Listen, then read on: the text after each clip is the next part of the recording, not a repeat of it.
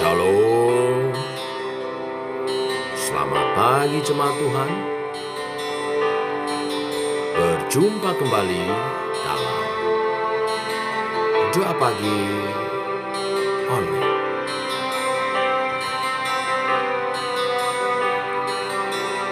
Berkat kemurahan.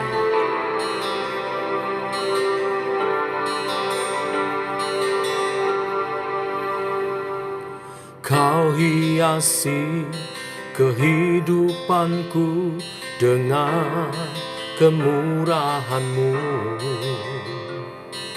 Kau rancangkan masa depanku penuh dengan harapan. Aku ada saat ini semuanya karena kasih-Mu. Aku hidup hari ini semua berkat kemurahan-Mu. Terima kasih Yesus, Engkau sangat baik, teramat baik bagiku.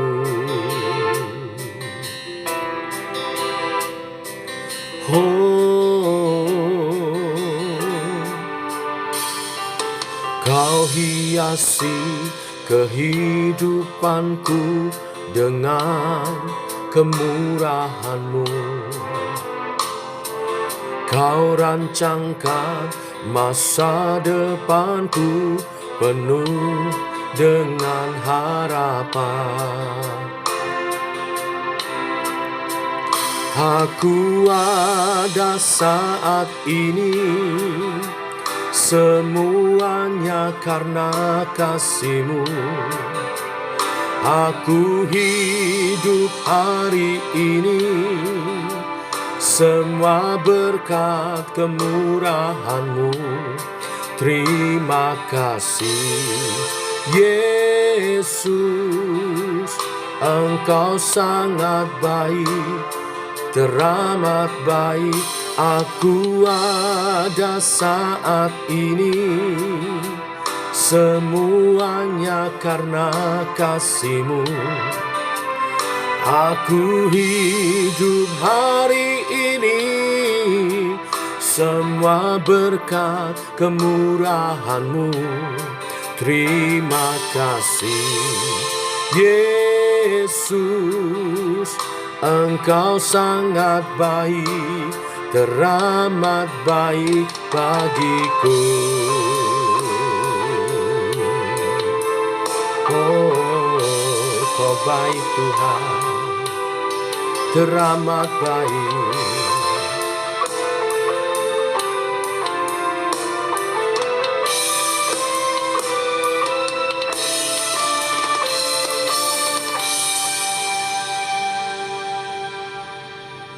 Aku ada saat ini semuanya karena kasih-Mu.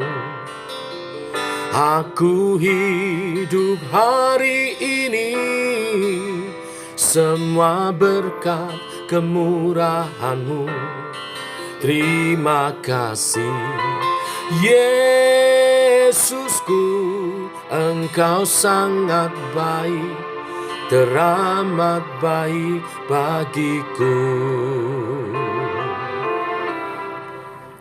Aku ada saat ini semuanya karena kasih-Mu.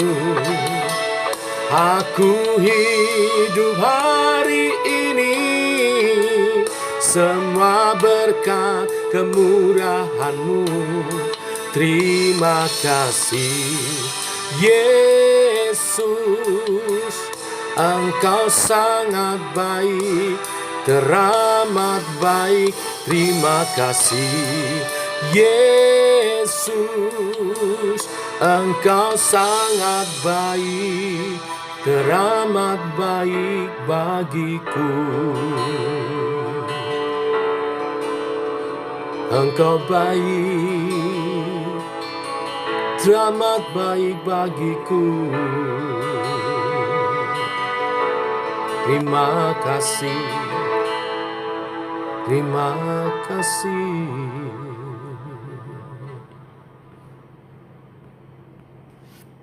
Tiba waktunya untuk kami merenungkan firman-Mu. Firman-Mu adalah suluh dan terang bagi jalan kami. Berfirmanlah Tuhan, tuntun langkah kami sepanjang hari ini. Dalam nama Tuhan Yesus Kristus. Amin. Bapak Ibu, kita lanjutkan renungan firman Tuhan pada pagi hari ini. Mazmur pasal 32. Demikian firman Tuhan. Dari Daud, nyanyian pengajaran. Berbahagialah orang yang diampuni pelanggarannya, yang dosanya ditutupi. Berbahagialah manusia yang kesalahannya tidak diperhitungkan Tuhan, dan yang tidak berjiwa penipu. Selama aku berdiam diri, tulang-tulangku menjadi lesu, karena aku mengeluh sepanjang hari. Sebab siang malam tanganmu menekan aku dengan berat, sumsumku menjadi kering, seperti oleh teriknya musim panas. Dosaku kuberitahukan kepadamu, dan kesalahanku tidaklah kusembunyikan. Aku berkata, aku akan mengaku kepada Tuhan pelanggaran-pelanggaranku, dan Engkau mengampuni kesalahan karena dosaku. Sebab itu, hendaklah setiap orang saleh berdoa kepadamu, selagi Engkau dapat ditemui. Sesungguhnya, pada waktu banjir besar terjadi, itu tidak melandanya. Engkaulah persembunyian bagiku. Terhadap kesesakan Engkau menjaga aku. Engkau mengelilingi aku sehingga aku luput dan bersorak. Aku hendak mengajar dan menunjukkan kepadamu jalan yang harus kau tempuh. Aku hendak memberi nasihat, mataku tertuju padamu. Janganlah seperti kuda atau bagal yang tidak berakal, yang kegarangannya harus dikendalikan dengan tali les dan kekang. Kalau tidak, ia tidak akan mendekati engkau. Banyak kesakitan diderita orang fasik, tetapi orang percaya kepada Tuhan dikelilinginya dengan kasih setia.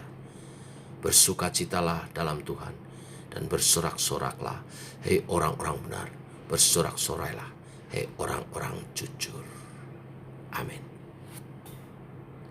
Bapak Ibu, apakah pernah mengalami perasaan bersalah yang mendalam sehingga saudara tidak mampu lagi menegakkan kepala? Jika Anda pernah, saudara pernah mengalaminya, maka sejujur-jujurnya saya pun pernah mengalaminya. Dan apakah yang saudara rasakan ketika dosa dan pelanggaran saudara itu diampuni? Ada satu masa di mana Daud berada di puncak kejayaannya, namun ia jatuh ke dalam dosa yang keji. Ia berzina dengan istri Uria dan dengan sengaja membiarkan Uria terbunuh di medan pertempuran agar ia dapat memperistri Batsheba. Kisah itu dicatat di 2 Samuel pasal 11. Tetapi Tuhan bermurah hati sehingga mengutus Nabi Nathan untuk menegur dosa Daud. Kisah itu menceritakan teguran keras dari Nabi Nathan itu membuat Daud menyadari kesalahan dan dosa-dosanya. Ia merasa sangat berdosa kepada Tuhan, dan perasaan itu diungkapkan di ayat 3 dan 4. Dikatakan, selama aku berdiam diri, tulang-tulangku menjadi lesu karena aku mengeluh sepanjang hari, sebab siang malam tanganmu, tangan Tuhan, menekan Daud dengan berat. Sumsumku menjadi kering seperti oleh teriknya musim panas.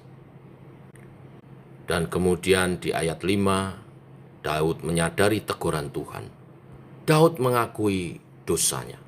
Dikatakan, dosaku kuberitahukan kepadamu, dan kesalahanku tidak kusembunyikan. Aku berkata, aku akan mengaku kepada Tuhan pelanggaran-pelanggaranku, dan Engkau mengampuni kesalahan karena dosaku. Perasaan bersalah telah menyelimuti hati Daud. Namun kita melihat Daud tidak membiarkan hal itu menghancurkan dirinya. Ya, ia merasa bersalah dan menyesal di hadapan Tuhan. Dengan sungguh hati dia mengakui dosa-dosanya dan mohon ampun kepada Tuhan.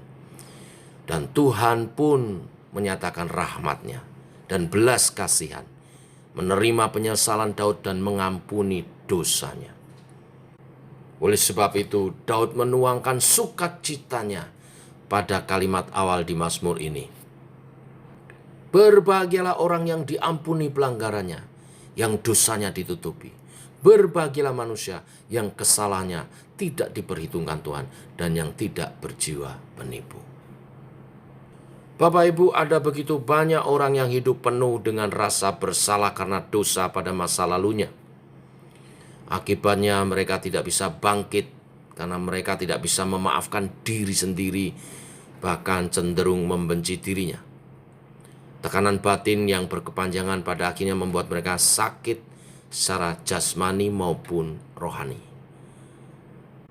Bapak Ibu, melalui Mazmur ini kita diberitahukan bahwa Tuhan tidak pernah menginginkan kita tenggelam dalam perasaan bersalah. Ia mau bila kita jatuh dalam dosa, maka segera mengakui dosa kita secara jujur di hadapannya.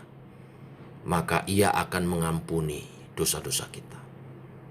Yang terpenting di sini, pesan Tuhan Yesus, jangan berbuat dosa lagi. Maka kita akan mengalami sukacita seperti yang dialami Daud. Nyamanlah jiwaku karena Tuhan telah mengampuni aku. Bapak Ibu, Mazmur ini juga mengingatkan kepada setiap kita bahwa seberat apapun, sekecil apapun dosa seseorang, bila ia menyadari dan bertobat, mohon ampun kepada Tuhan, mengakui segala dosanya, Tuhan akan mengampuninya. Tuhan akan memulihkannya. Maka kalau kita menyadari ada orang yang jatuh dalam dosa, ada orang yang berdosa, mungkin dosa yang ia perbuat itu berhubungan juga bersinggungan dengan kehidupan kita. Kalau Tuhan sudah mengampuni dia dan dia sudah bertobat, kita juga belajar memaafkan, mengampuni, memberi kesempatan untuk kehidupan yang baru kembali.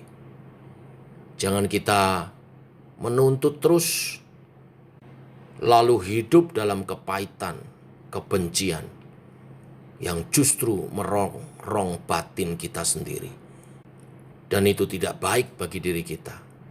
Justru merusak kesehatan dan pertumbuhan iman rohani kita.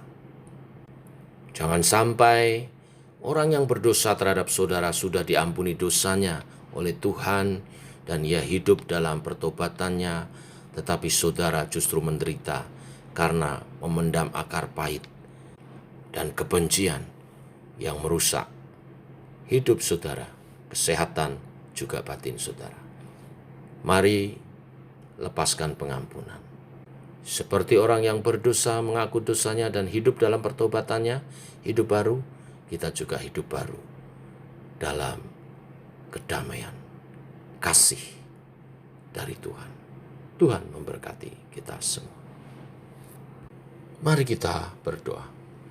Bapa dalam surga, ampunilah dosa-dosaku. Ampunilah aku oleh karena kasih dan kemurahan. Dosa-dosaku yang pernah aku lakukan di masa lalu. Aku mau bertobat dan hidup sebagai manusia baru di dalam Tuhan. Tuntunlah oleh kasih karuniamu dan kemurahanmu. Aku hidup dalam kemuliaanmu. Hidup dalam kekudusanmu. Dalam rencanamu. Dan ajar aku juga melepas pengampunan bagi orang-orang yang bersalah kepadaku. Karena Engkau pun mengampuni segala kesalahanku. Dan biarlah kami hidup dalam damai sejahtera Allah, dalam kemurnian hati, kebenaran dan kekudusan-Mu, saling menyatakan kasih di dalam Tuhan. Terima kasih Tuhan, tuntun langkah hidup kami seturut kehendak-Mu dalam kebenaran-Mu. Hidup kudus dan mulia bagi Tuhan. Terima kasih Tuhan, ini doa kami menyertai sepanjang hari ini perjalanan hidup kami. Dalam nama Tuhan Yesus Kristus. Amin. Demikian saudara, doa pagi kita. Selamat hidup dalam kemerdekaan, karena diampuni dosa kita dan mengampuni orang-orang yang bersalah kepada kita. Tuhan memberkati. Shalom.